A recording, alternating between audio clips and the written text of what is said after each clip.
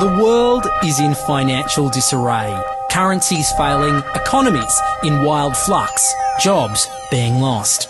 But what if you could build an entirely new economy, one specifically designed for the digital realm?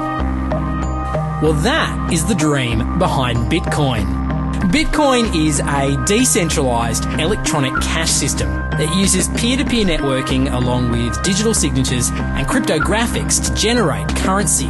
Now, with traditional money, think dollars, the euro, pesos, you've got a central bank, like the Federal Reserve. They issue the currency and they print more or less cash as needed, but not with Bitcoin. Bitcoins are generated using a process called mining. Your computer is given a complex mathematical problem to solve, and the goal is a 64-digit number. If your grey box can successfully solve that algorithm, then congratulations, you are the proud owner of a new block of 50 Bitcoins. The network automatically adjusts the difficulty of mining so that 50 Bitcoins are created roughly every 10 minutes. The reason they call it mining is because there's a set number of Bitcoins that can ever be mined in the system. There's only 21 million Bitcoins that will ever be created in total. You can't just print off cash like they do in the real world. You're digging it out of the system like precious metals from some mathematical mine. Right now, a Bitcoin is roughly worth $70 US.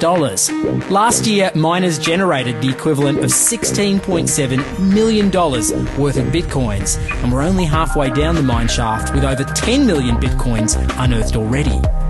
Like any economy, you don't want too much too fast because then the value of your currency drops, or so slow that your economy grounds to a halt.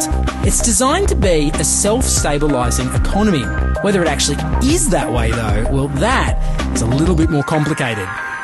Welcome to the exchanges. These exchanges allow people to buy and sell Bitcoins with each other. The largest Bitcoin exchange is Mt. Gox.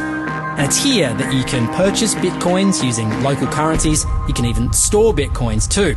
Mind you, that can be a bit risky. Hackers have, on occasion, dangerously destabilised these exchanges.